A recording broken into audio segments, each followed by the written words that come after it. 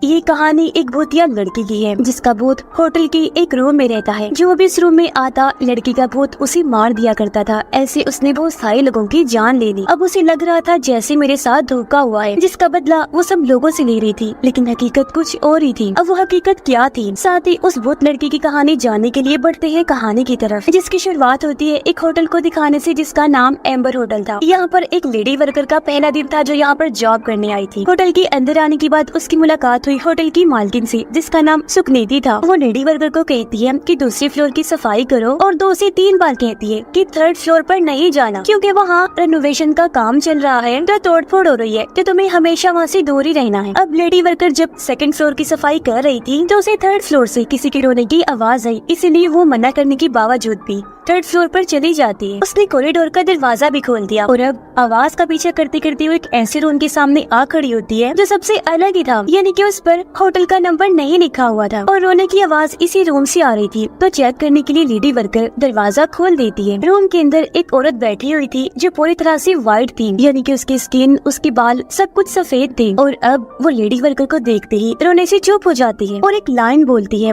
3 nights and midnight. अब ये line lady worker के लिए खतरनाक थी, तो डर की वजह से वो वहाँ से चली जाती है। अब 3 नाइट्स एंड मिडनाइट का मतलब क्या है ये हमें आगे चलकर पता चलेगा। अब 3 दिन के बाद वो लेडी वर्कर अपनी बेटी को बताती है कि जब से मैंने उस सफेद स्किन वाली लड़की को देखा है मेरे साथ अजीबोगरीब चीजें हो रही हैं। जैसे कि हमारे पड़ोस के एक आदमी ने अपने पैर में स्क्रू ड्राइवर घुसा लिया और मेरी आंटी ने भी अपनी जान ले ली। हमारी बिल्ली भी बगैर किसी वजह की मर गई और मुझे इन सब चीजों से बहुत अजीब लग रहा है। सारी बातें सुनकर उनकी बेटी कहती है कि मॉम ये बस आपका वहम है, क्योंकि जो हमारे पड़ोस में आदमी है उनका दिमागी तवाज़ुन ठीक नहीं है तो उन्होंने ऐसा कर लिया। करें बात आपकी आंटी की, वो तो कितने टाइम से मेंटल हॉस्पिटल में एडमिट थी, तो पागलपन की वजह से उन्होंने अपनी जान ले ली। और जो बिल्ली है उसका मरना तो तय ही था क्योंकि उसकी उम्र काफी ज्यादा हो गई थी। तो आप रिलैक्स रहिए, ऐसा वैसा कुछ भी नहीं है, लेकिन अगर आपको फिर भी डर लग रहा है तो सोने से पहले आप प्रेयर करके सोइएगा। अब लेडी वर्कर अपनी बेटी को कुछ कह नहीं पाती और उनकी बेटी वहाँ से चली जाती है। लेडी वर्कर अपने रूम में जाकर प्रेयर करने लगती है, लेकिन हम देखते हैं कि वही व्हाइट लड़की शीशे में से निकलकर लेडी वर्कर के पीछे आ जाती है। व्हाइट लड़की उसकी तरफ बढ़ने लगी, उसे डराने लगती है, लेकिन लेडी वर्कर उसे देख नहीं पाती। जैसे रात के 12 बजे लेडी वर्कर सोने गई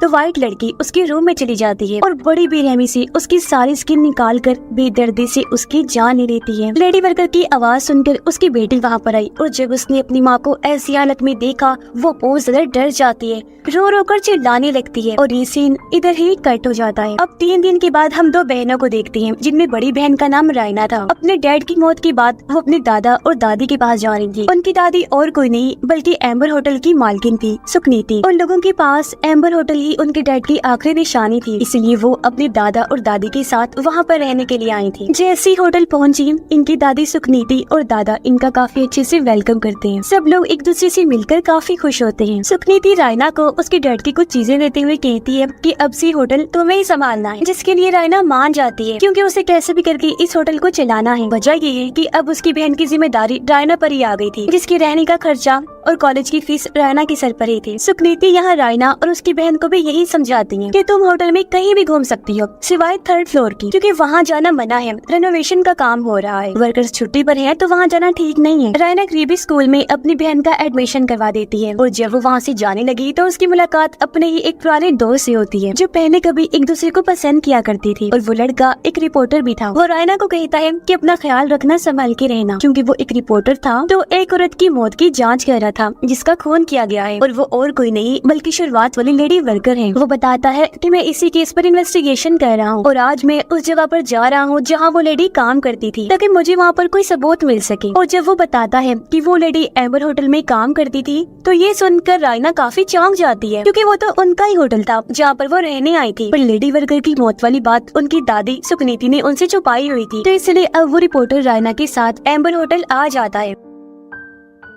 वो सुकनीति से पूछता है कि वो लेडी वर्कर यहाँ पर कितने टाइम से काम कर रही थी। सुकनीति बताती है कि उसे कुछ दिन ही हुए थे, लेकिन उसके साथ हुआ क्या था ये हम नहीं जानते। ये सुनकर रिपोर्टर होटल में ही रुकने का फैसला करता है ताकि वो और ज्यादा सबूत इकट्ठे कर सके। यह रायना अपने दादा और दादी से नाराज होती है कि आप लोगों ने हमें इस बारे में क्यों नहीं बताया, जिस पर सुकनीति कहती है वो बेटा इसलिए क्योंकि तुम अपने डैड की मौत को अभी अभी झेल कर आई हो, तो हमने तुम्हें इसलिए नहीं बताया था कि तुम और परेशान ना हो जाओ। रात को रायना की बहन प्रेयर कर रही होती है और रायना को भी यही कहती है के गॉड पर भरोसा रखिए और प्रेयर किया करें। रायना जब अपने रूम के बाहर खड़ी हुई थी तो उसी 3rd फ्लोर के एक कमरे से लाइट जलती हुई नजर आती है, तो इसलिए वो चेक करने वहाँ पर चली जाती है कि आखिर वहाँ पर है कौन और लाइट किसने ऑन की, क्योंकि वहाँ पर तो कोई नहीं होना चाहिए था जैसा सुकनीति ने बताया था। लेडी वर्कर की तरह रायना भी कॉरिडोर के दरवाजे को खोलने की कोशिश करती है, लेकिन जब उसने देखा कि ये लॉक्ड है तो वो तोड़कर अंदर आ जाती है। उसे भी सामने वाले रूम से लड़की के रोने की आवाज आने लगती है। उसने जैसे ही दरवाजा खोला, अंदर वो व्हाइट लड़की बैठी हुई थी जो रायना को भी देखकर 3 नाइट्स एंड मिडनाइट बोलती है। रायना कुछ करती नहीं और चुपचाप वहाँ से चली जाती है, क्योंकि उसे लग रहा था कि शायद ये लड़की होटल की कोई गेस्ट है, लेकिन वो पूरी रात उस लाइन के बारे में ही सोचती रही। अगले दिन जब वो अपनी बहन को स्कूल ड्रॉप करने गई तो गाड़ी पर 1 लिखा हुआ था, यानी कि पहला दिन, जो चीज फिर गायब भी हो गई। लेकिन ये चीज रायना को परेशानी में डाल देती है, इसलिए वो इस बारे में सुकनीति से बात कर ही लेती है। वो सुकनीति से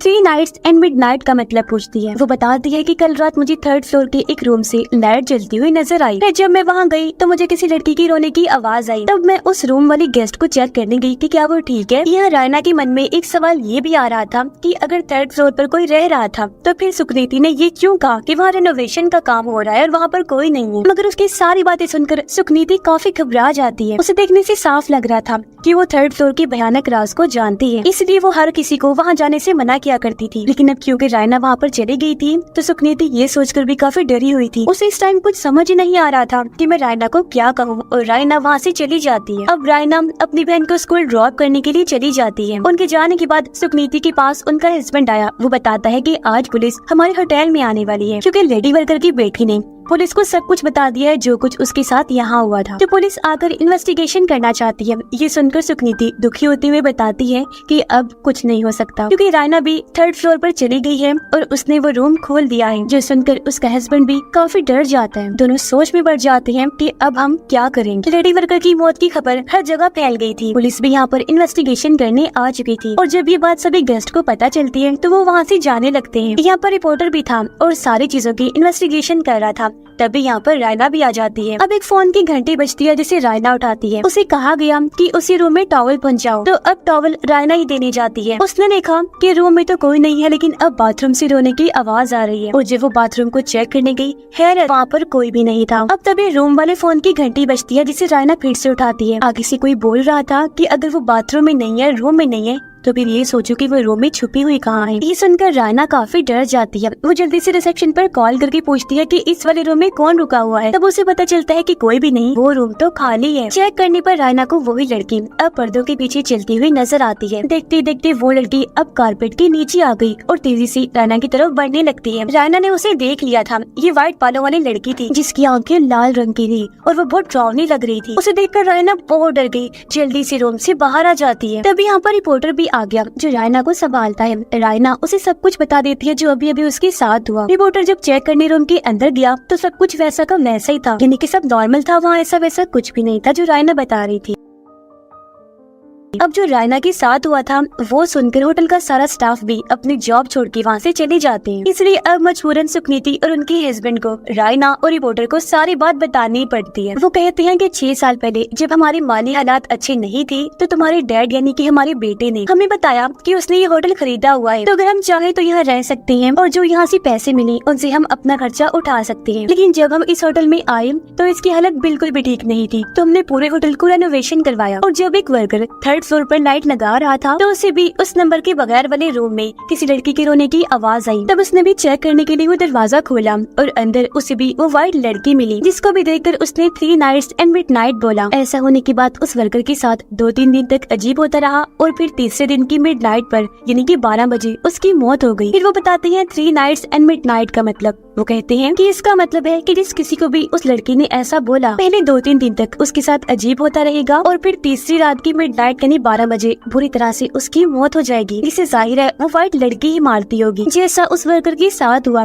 उसने 12 बजे अपना सर दीवार पर मार मार कर बुरी तरह से अपना सर बॉडी से अलग कर दिया। आगे उन्होंने बताया कि वर्कर की मौत के बाद हमने होटल में एक शमन को बुलाया, इन्हें जो बहुत आत्माओं को भगाने का काम करते हैं। जहाँ शमन भी इतना डरा हुआ था कि उसके अंदर हिम्मत नहीं थी कि वो उस रूम में जाए। इसलिए शमन ने हमें कहा कि हम हमेशा इस वाले रूम को बंद रखें ताकि कोई भी उस व्हाइट लड़की के भूत को जो इस रूम में रहता है उसे देख सके या सुन सके, और ना यहाँ पर कोई आ सके जिसे वो लड़की मार दे। लड़की के भूत ने यहाँ पर कब्जा इसलिए किया हुआ था क्योंकि ये उसी का रूम था शुरू से, जिसका मतलब साफ है कि उसके भूत को वहाँ से निकालना नामुमकिन था। और यही वजह थी कि वो लोग पूरे ही 3rd फ्लोर को बंद रखते थे, वहाँ पर किसी का भी जाना मना था। लेकिन जैसे उस लेडी वर्कर ने रूम को खोला बस तब से सब होने लग गया। ये सारी बातें सुनकर रायना और रिपोर्टर काफी परेशान हो जाते हैं। लेकिन यहाँ पर रायना अपना सोचने की बजाय अपनी बहन की फिक्र करने लगती है और कहती है कि मुझे उसकी टेंशन हो रही है, हमें कैसे भी करके उसे उस रूम में जाने से मना करना है, उसे वहाँ नहीं जाने देना, किसी भी सूरत वो वहाँ पर जाने नहीं चाहिए। रायना की बहन को स्कूल में दिखाया जाता है जब वो लैब में कोई जरूरी सामान लेने गई थी, तब उसे भी अजीब आवाजें सुनाई देने लगती हैं और तभी वहाँ पर रखा हुआ स्टैचू जिंदा हो जाता है। वो इधर से उधर हरकत करने लगता है। वो कैंची लेकर रायना की बहन की तरफ बढ़ने लगा और बार बार यही बात कह रहा था कि जब तुम भी मरोगी तो तुम्हें भी वही तकलीफ महसूस होगी जो उस व्हाइट लड़की ने महसूस की थी। ये देखकर वो काफी डर जाती है, चिल्लाते हुए बाहर आ गई। उसकी आवाज सुनकर वहाँ पर लोग इकट्ठा हो जाते हैं और जब रायना की बहन ने टीचर को ये बताया कि अंदर कोई है और स्टैचू इधर से उधर हरकत कर रही है, तो टीचर अब कुछ चेक करने अंदर गई। लेकिन वहाँ पर तो ऐसा कुछ भी नहीं था, सब कुछ नॉर्मल था, सारी चीजें अपनी अपनी जगह पर पड़ी हुई थी। फिर रायना की बहन घर आ गई, जहाँ रायना सबसे पहले उसे एक ही सवाल पूछती है कि क्या तुम 3rd फ्लोर की उस रूम में गई हो या फिर नहीं, जिस पर उसकी बहन ने बताया कि हाँ मुझे भी उस रूम से किसी के रोने की आवाज आ रही थी, तो मैं उसे चेक करने वहाँ पर गई जहाँ मुझे व्हाइट लड़की बैठी हुई दिखी और उसने मुझे 3 नाइट्स एंड मिडनाइट बोला, जिसका मतलब था कि अब इन दोनों बहनों के पास ही सिर्फ 3 दिन का टाइम है। तो अब उस व्हाइट लड़की के बारे में जानने के लिए रायना और रिपोर्टर उसे शमन के पास जाते हैं जिसने 3rd फ्लोर को सील किया था। शमन बताता है कि व्हाइट लड़की ने जरूर कुछ ऐसा छुपाया हुआ है जिससे वो मरने के बावजूद भी आफ्टर लाइफ में नहीं जा पा रही, इसी दुनिया में फंसी हुई है। और अब अगर वो लोग चाहते हैं कि सच्चाई का पता चले तो उन्हें उस लड़की का नाम जानना होगा, क्योंकि लड़की के नाम से ही वो उसके भूत से बात कर पाएंगी। इसलिए अब रायना और रिपोर्टर बाकियों के साथ मिलकर लड़की के नाम के बारे में सोचने लगते हैं। तभी रायना को याद आया कि डैड ने कहा था मैंने अपने दिल में बहुत सारे राज रखे हुए हैं जिनको मैं नॉवल में लिखता हूँ। इसलिए रायना सबको अपने डैड के नॉवल पढ़ने को देती है, क्योंकि उसे यकीन था कि कहीं न कहीं डैड ने अपनी नॉवल में उस व्हाइट लड़की या फिर इस होटल की माजी के बारे में लिखा होगा। लेकिन किसी को भी नॉवल में कोई ऐसी चीज नहीं मिलती, जिस वजह से रायना काफी मायूस हो जाती है और अब वो अकेले ही उस रूम की तरफ बढ़ने लगी उसे चेक करने के लिए, क्योंकि उसे यकीन था कि अंदर जरूर कुछ न कुछ होगा। वो जैसे रूम के बाहर आई, यहाँ पर रिपोर्टर और उसकी बहन भी आ जाती है जो रायना को अंदर जाने से रोकती है, क्योंकि अंदर उसकी जान को खतरा हो सकता है। तब रायना उन्हें समझाती है कि देखो अगर हमने कुछ ना किया तो तीसरी रात की मिडनाइट में हमने तो वैसे भी मर ही जाना है, लेकिन अगर हम कोशिश करें तो क्या पता हम बच जाएंगे। इसलिए अब रायना और उसकी बहन अंदर जाते हैं जबकि रिपोर्टर बाहर ही खड़ा रहता है, क्योंकि अभी तक वो अंदर नहीं गया था तो उस पर 3 नाइट्स एंड मिडनाइट वाला कर्स शराब नहीं चल सकता था। रूम में आने के बाद रायना और उसकी बहन अलग अलग होकर वहाँ हर तरफ सबूत ढूंढने लगती है, जहाँ उनकी नजर एक सूखे हुए सफेद फूल पर पड़ती है। रायना की बहन बाथरूम में गई उसे चेक करने, जहाँ शीशे में वो उस लड़के के भूत को देखती है जो उसे डरा रही थी। रायना बेड के नीचे चेक करने गई, जहाँ पर उसे एक पेपर का टुकड़ा मिला जिस पर एंजल लिखा हुआ था, जिसे रायना अपने पास रख लेती है और उसे दिखाने अपनी बहन के पास जाने लगी। लेकिन उसने देखा कि मेरी बहन तो पोजेस हो चुकी है, यानी लड़की की आत्मा अब उसकी बहन के अंदर आ गई थी। रायना उसे होश में लाने की कोशिश करती है, लेकिन उसकी बहन के सर पर अब एक चेहरा आ गया था, इसलिए वो रायना पर हमला कर देती है, अपना सर दीवार पर मारती है और दीवार के ऊपर चढ़ जाती है। वो बहुत भयानक लग रही थी। उसकी चिल्लाने की आवाज सुनकर रिपोर्टर भी अंदर आ गया, जहाँ वो किसी तरह उसे पोजेशन से तो बाहर ले आता है, लेकिन वो खुद भी काफी जख्मी हो गया था। अब रायना की बहन तो बिल्कुल ठीक हो गई थी, लेकिन तभी इन्हें अपने सामने व्हाइट लड़की का भूत खड़ा हुआ नजर आया, जो फिर से बोलती है 3 नाइट्स एंड मिडनाइट, जो लाइन उसने रिपोर्टर के लिए बोली थी, यानी कि अब वो कर्स उस पर भी चल गया था, क्योंकि वो इस रूम के अंदर जो आ गया था। लेकिन वो तीनों जल्दी से भागकर रूम से बाहर आ जाते हैं। तभी इन्होंने देखा कि 12 बज गए हैं, यानी कि रायना और उसकी बहन का दूसरा दिन शुरू हो गया था, जबकि रिपोर्टर का आज पहला दिन था, जिस वजह से तीनों ही अपनी अपनी जिंदगियों को लेकर परेशान होने लगी,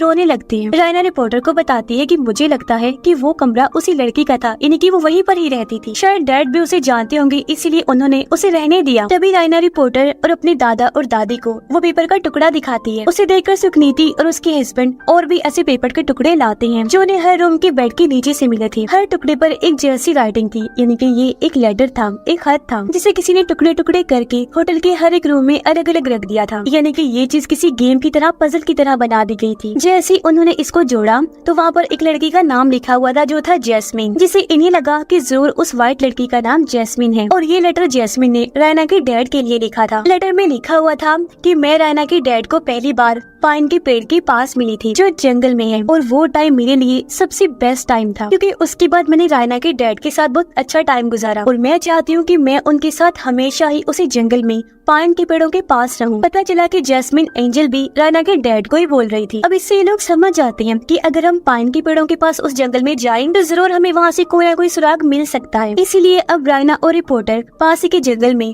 पाइन के पेड़ों को ढूंढने निकल जाती हैं। जल्दी उन्हें वो जगह मिल भी गई थी क्योंकि पाइन के पेड़ों के साथ वहाँ बहुत सारे सफेद फूल भी उगे हुए थे और ये वही जगह थी जहाँ रायना के डैड और जैस्मिन मिला करती थी। रायना यहाँ पर आकर और भी चीजें याद करने लगती है। लेटर के मुताबिक वो नॉर्थ की तरफ बढ़ने लगते हैं। वो एक नदी के पास पहुँचे जहाँ उन्हें एक बोटमैन कश्ती में बैठा हुआ इस तरफ आता हुआ नजर आया। उस आदमी से वो पूछने लगे कि आखिर वो व्हाइट फ्लावर्स मेनली असल में उगते कहाँ हैं, यानी कि उनका ओरिजिन कहाँ पर है, क्योंकि हो सकता है जैस्मिन उसी जगह की रहने वाली हो। तो वो बोटमैन बताता है कि वो फूल हमारे गांव में ही उगते हैं, हमारा गांव ही उसका ओरिजिन है और हमारे गांव का नाम भी व्हाइट फ्लावर विलेज है। जिसे सुनकर रायना और रिपोर्टर थोड़ा खुश हो जाते हैं क्योंकि उन्हें लग रहा था कि शायद हम सच्चाई के बहुत ही करीब हैं। इसीलिए वो बोटमैन से मदद मांगते हुए कहते हैं कि आप प्लीज हमें गांव की हेड के घर ले चलिए, हमने उनसे कोई जरूरी बात करनी है। बोटमैन उनकी मदद कर देता है और वो उन्हें हेड के घर ले आता है। जब रायना और रिपोर्टर हेड से बात करना शुरू करते हैं वो उन्हें होटल में हो रही मौतों के बारे में बताते हैं, लेकिन जैसे उन्होंने हेड को व्हाइट लड़की जैस्मिन की शक्ल सूरत के बारे में बताया, यानी कि वो पूरी व्हाइट है, उसकी आंखें लाल हैं, तो हेड काफी घबरा जाता है ये सुनकर और उन्हें वहाँ से ये कहकर निकाल देता है कि मुझे इस पर कोई बात नहीं करनी क्योंकि मैं कुछ नहीं जानता। अब बाहर बारिश हो रही थी और ये लोग रिवर भी क्रॉस नहीं कर सकते थे, इसीलिए बोटमैन उन्हें कहता है कि आज रात तुम यहीं पर रुक जाओ मेरे घर। अंदर आने के बाद रायना काफी उदास हो जाती है क्योंकि उससे यहाँ पर कोई भी सबूत नहीं मिला और अब इनके पास बस एक दिन का टाइम है। यहाँ रायना रिपोर्टर को ये भी बताती है कि जब मेरी मॉम बीमार पड़ी और मेरे डैड को कैंसर हुआ तो मैंने बहुत प्रेयर्स की, लेकिन फिर भी गॉड ने मेरी नहीं सुनी, मेरी मदद नहीं की, बल्कि मेरे पेरेंट्स को मुझसे छीन लिया। लेकिन सब कुछ भुलाकर जब मैं यहाँ पर रहने आई तो मुझे यहाँ पर भी सब कुछ वही देखना पड़ेगा, यानी कि अपनी और अपनी बहन की मौत। ये बताकर वो रोने लगी, कहती है कि मुझे समझ नहीं आ रही कि गॉड मेरे साथ कर क्या रहे हैं। तब रिपोर्टर उसे समझाता है कि देखो, अगर तुम्हारे साथ बुरी चीजें हो रही है ना आज, तो इसका मतलब है कि गॉड तुम्हें आने वाले बुरे वक्त के लिए तैयार कर रहा है, ताकि अगर कभी तुम आने वाले टाइम में भी किसी मुसीबत में फंसो तो तुम हार ना मानो, बल्कि गॉड से दुआ करो, गॉड पर यकीन रखो। अभी वो ये बातें कर ही रहे थे कि तभी उन्हें हेड और उसकी वाइफ की लड़ने की आवाजें आती हैं, जिससे रिपोर्टर को शक हुआ कि हेड की वाइफ जरूर कुछ ना कुछ तो जानती है और वो छुपा रही है, क्योंकि पहले भी जब वो लोग बातें कर रहे थे तो उसने हेड की वाइफ को चुपके से उनकी बातें सुनते हुए देख लिया था, इसलिए चुपके से हेड के घर घुस जाते हैं और इन्हें वहाँ उस व्हाइट लड़की जैस्मिन की पेंटिंग नजर आती है। और फिर तभी हेड की वाइफ उन्हें बता देती है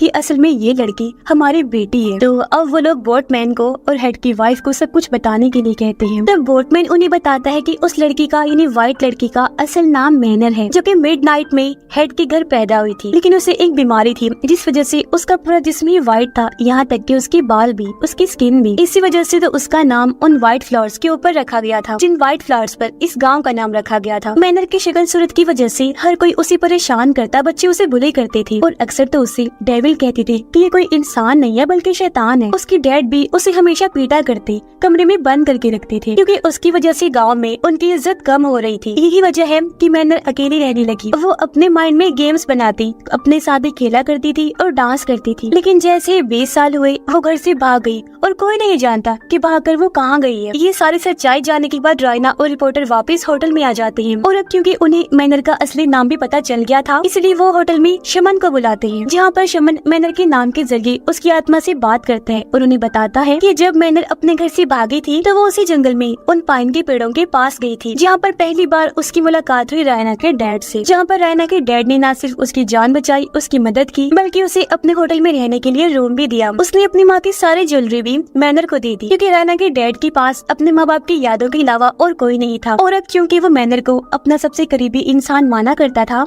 तो इसलिए उसने वो सब उसे दे दिया, जिस वजह से मैनर को भी काफी अच्छा महसूस हुआ, क्योंकि पहली बार कोई उसकी शक्ल सूरत ना देखकर उसके इतने करीब आ गया था। अब दोनों इसी होटल में रहने लगे। देखते ही देखते उनमें प्यार भी हो गया, क्योंकि रायना के डैड ने उसे कभी भी इस बात का एहसास होने नहीं दिया कि वो बाकियों से अलग है, जिस वजह से वो खुद भी इस बात को भुला चुकी थी कि मैं बाकियों से अलग हूँ। लेकिन फिर रायना के डैड अपने बिजनेस के सिलसिले में जकार्ता चले गए और उसके पीछे से मैनर उसके वापस लौटने का वेट करती रही, जहाँ उसने रायना के डैड के लिए वो लेटर लेटर वाला गेम बनाया, यानी पजल गेम, जिस लेटर के कई सारे टुकड़े करके उसने हर रूम के बेड के नीचे रख दिया। लेकिन काफी दिन गुजर गए थे और रायना के डैड वापस नहीं लौटे, इसलिए मैनर अब खुद जकार्ता जाकर उसके डैड को ढूंढने लगी। लेकिन वहाँ मैनर ने रायना के डैड को किसी और के साथ देखा, यानी कि उनकी एंगेजमेंट हो गई थी और वो लड़की उसके बच्चे की माँ बनने वाली थी, जिसका मतलब वो समझ गई, यानी कि रायना के डैड ने मुझे धोखा दिया। इस वजह से उस बेचारी का दिल टूट गया। होटल वापस आकर उसने चाकू से अपने जिस्म की सारी जिल्द निकाल दी, क्योंकि इस तरह दिल तोड़कर रायना के डैड ने उसे यह एहसास दिला दिया था कि वो सच में बाकियों से अलग है। वो किसी के काबिल नहीं और ना ही कोई उसे कबूल कर सकता है। सिर्फ अपने शक्ल सूरत की वजह से वो हमेशा अकेली रहेगी। इसलिए वो लगातार 3 दिन तक अपने जिस्म से अपनी स्किन को अलग करती रही। फिर जैसे ही तीसरी रात की मिडनाइट आई तो दर्द में तड़प तड़प कर उसकी मौत हो गई। ये सुनकर रायना और रिपोर्टर को काफी दुख भी हुआ, साथ ही वो काफी डर भी जाती है और शमन से पूछती है कि अब हम इन सबको ठीक कैसे कर सकते हैं। जिस पर शमन कहते हैं कि अब तुम्हें मैनर का टूटा हुआ दिल जोड़ना है, यानी कि अब उन्हें मैनर की लाश ढूंढनी होगी कैसे भी करके, जिसमें उन्होंने मैनर की लाश को किसी ऐसी चीज से जोड़ना है जो जिंदा चीज का काम करे और मैनर इन्हें माफ कर दे। लेकिन जब उन्होंने शमन से पूछा कि हम ये काम करेंगे कैसे, तभी आकर मैनवी आत्मा ने शमन पर हमला कर दिया। वो उसकी गर्दन पकड़ लेती है और बुरी तरह उसका सर जिस्म से अलग करके उसे मार डालती है, जो सीन बहुत ही भयानक था। और अब उसका असली रूप देखकर रायना और रिपोर्टर भी बहुत घबरा जाते हैं। रायना काफी टेंशन में भी थी, क्योंकि सब कुछ ठीक करने के लिए उनके पास टाइम बहुत ही कम बचा था। तभी रायना की बहन की नजर बेड के नीचे पड़ी उसके डैड के सामान पर गई। उसमें एक किताब थी जिस पर लिखा हुआ था व्हाइट एस जस्मिन, यानी कि उनके डैड ने इस बुक के अंदर मैनर के बारे में लिखा हुआ था। किताब को पढ़ने से उन्हें पता चला कि असल में रायना के डैड जकार्ता किसी मीटिंग के सिलसिले में नहीं गए थे, बल्कि वो तो मैनर को शादी के लिए प्रपोज करने के लिए उसके लिए उस जैसे ही व्हाइट फ्लावर्स वाली रिंग बनवाने गए थे, ताकि वापस आकर उसे सरप्राइज दे सके, उसे बता सके कि मैं तुमसे कितना प्यार करता हूँ और फिर वो शादी कर ले। लेकिन जब वो रिंग खरीद कर शॉप से बाहर आ रही थी तो तभी एक गाड़ी से उनका एक्सीडेंट हो गया। एक्सीडेंट में रायना के डैड के दिमाग पर गहरी चोट आई, जिस वजह से उनकी याददाश्त चली गई। और जिस गाड़ी से उनका एक्सीडेंट हुआ था वो असल में सुकनीति और उनके हस्बैंड की थी, यानी कि रायना का डैड उनका असली बेटा नहीं था। उन्होंने तो उसे बस गोद लिया था और उसे अपने बेटे की पहचान दे दी, उसका नाम और सब कुछ। तो बस तभी से रायना का डैड सुकनीति और उनके हस्बैंड के साथ रहने लगा। लेकिन फिर एक दिन उसे सब कुछ याद आ ही गया कि आखिर में यहाँ पर आया क्यों था, इसलिए वो जल्दी से वापस होटल में आ गया, क्योंकि वो भी मैनर से बहुत प्यार करता था। लेकिन तब तक मैनर की लाश का बहुत बुरा हाल हो चुका था, वो सड़ चुकी थी और ये देखकर रायना के डैड को बहुत दुख हुआ। वो पूरी तरह से टूट गई। वो हर टाइम यही सोचती रहती है कि काश उस दिन मैं मैनर को सब कुछ बता देता, सच मैं तुमसे कितना प्यार करता हूँ और तुम्हें सरप्राइज देने के लिए ही मैं जा रहा हूँ। इससे होता ये कि आज वो खुद के साथ ऐसा ना करती और ये दोनों साथ होते और उन्होंने शादी कर ली होती। लेकिन अब क्योंकि मैनर की मौत हो चुकी थी, वो जा चुकी थी, इसलिए रायना के डैड उसकी लाश को होटल के बेसमेंट में बने एक सुरंग में ही दफन कर देते हैं ताकि वो बरी हो सके। कब्र के ऊपर उसने वही व्हाइट फूल वाली रिंग की तस्वीर बना दी जो उसने मैनर के लिए बनवाई थी, ताकि इससे मैनर की आत्मा को सुकून मिल सके और उसकी कब्र हमेशा यहीं पर रहे जहाँ उसने मैनर के साथ अपने इतनी सारी और इतनी प्यारी यादें बनाई। जिसके बाद रायना के डैड हमेशा के लिए इस होटल से दूर चले गए, क्योंकि वो हमेशा इस दुख में रहकर अपनी जिंदगी नहीं जी सकते थे। ये सब देखकर रायना और उसकी बहन समझ गई कि इसका मतलब है कि डैड ने कभी मैनर को धोखा दिया ही नहीं था, बल्कि वो तो उसे इतना प्यार करते थे। मगर सच जाने से पहले ही मैनर की मौत हो गई। तो अब उन्हें कैसे भी करके मैनर को सारी सच्चाई बतानी होगी। जहाँ तभी उन्हें शमन की कही बात याद आती है कि उन्हें मैनर की लाश को किसी ऐसी चीज के साथ जोड़ना होगा जो जिंदा चीज का काम कर सके। और अब उस जिंदा चीज का काम करने वाली थी ये रिंग, जिससे वो मैनर की लाश को पहनाकर उसका टूटा हुआ दिल जोड़ सकती थी, जिससे वो भी सच्चाई जान ली कि रायना के डैड ने उसे कितना प्यार किया था और कभी धोखा नहीं दिया था। जिसके बाद रायना और रिपोर्टर होटल के बेसमेंट में आ जाते हैं। वो पूरी तैयारी करके आए थे ताकि टनल के अंदर उसकी कब्र को ढूंढ सके। जिसके बाद वो सुरंग में अलग अलग जाकर मैनर की लाश को ढूंढने लगते हैं। लेकिन तभी यहाँ पर मैनर की आत्मा भी आ जाती है, क्योंकि वो उन्हें इतनी आसानी से ये काम करने नहीं दे सकती थी। वो इनका टाइम जाया करने के लिए रिपोर्टर को पोजेस्ट कर लेती है। उसके जरिए वो रायना को गलत रास्ता बताती है। लेकिन बहुत जल्द रायना को पता चल गया कि रिपोर्टर पोजेस्ट है और अगले ही पल वो रायना पर हमला कर देता है, जिसे बचकर वो उससे दूर भाग जाती है। लेकिन रायना अपने बचाव में रिपोर्टर पर हमला करके उसे जख्मी कर देती है, ताकि अगर मैंने उसे पोजेस्ट भी कर ली तो वो उसके करीब ना आ सके। जिसके बाद एक बार फिर से रायना कब्र को ढूंढना शुरू कर देती है।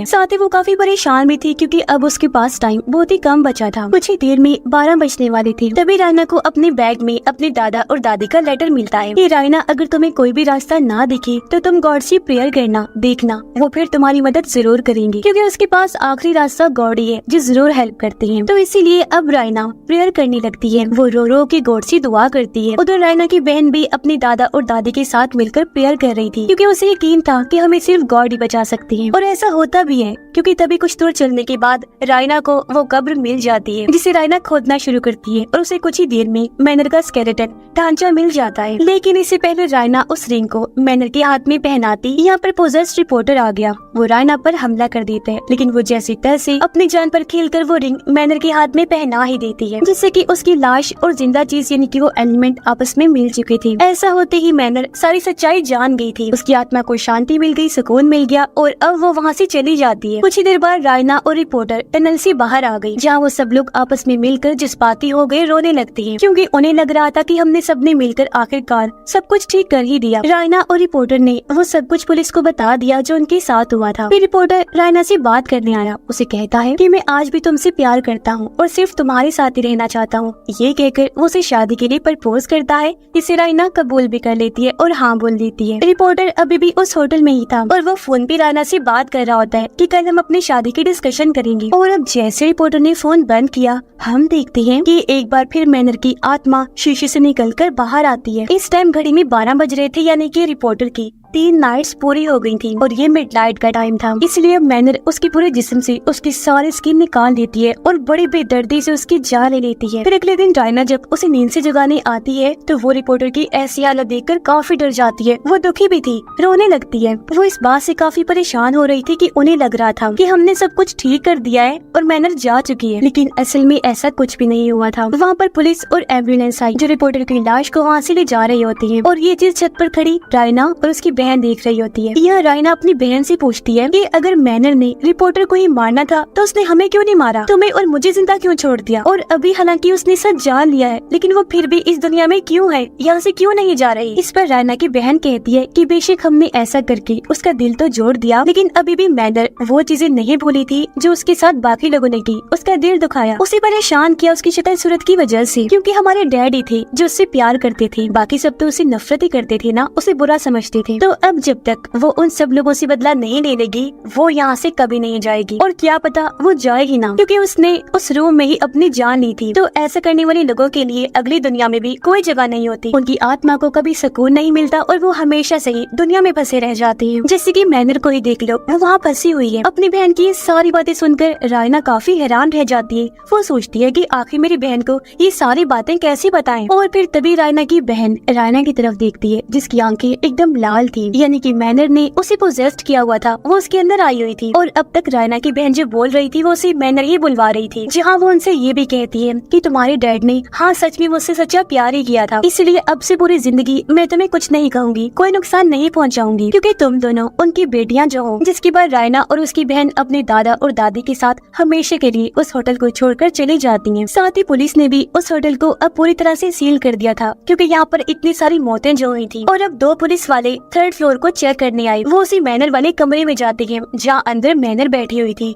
और उनको देखते ही वो कहती है 3 नाइट्स एंड मिडनाइट, यानी कि वही मौत वाली लाइन बोलती है। यानी कि ये सिलसिला अब इस होटल में शुरू होने वाला था। फिर से मैनर हमेशा के लिए इस होटल रूम में रहने वाली थी, तो वो लोगों को ऐसी मारती रहेगी जो भी यहाँ पर आएगा। यानी कि ये चीज बहुत खतरनाक थी। इसी भयानक एंडिंग के साथ ही ये कहानी भी इधर ही खत्म हो जाती है।